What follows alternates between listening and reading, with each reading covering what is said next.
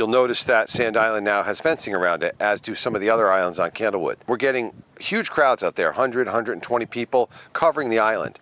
Very loud music, no sanitary conditions. They're spending the entire day there, so the island is turned into a public health issue and a safety issue. So therefore, the towns met with First Light, and they decided to close the islands off for sanitary and health reasons.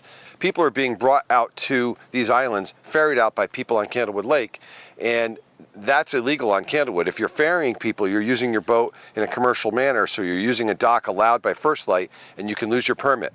We're in the process of identifying who is ferrying people out, and we're going to push for First Light to pull their permits. When we do get calls 911, it's difficult to get somebody out there.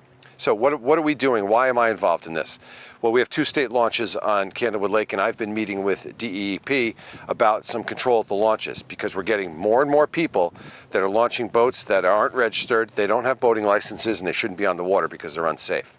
So I'm in talks with DEEP about that and making sure we keep the ecology of Candlewood Lake. We want to make sure it's protected. We want to make sure these islands revegetate and they become healthy again. And we've taken incredible amounts of garbage off these islands. If you saw what was on that island, you wouldn't want to be on it either.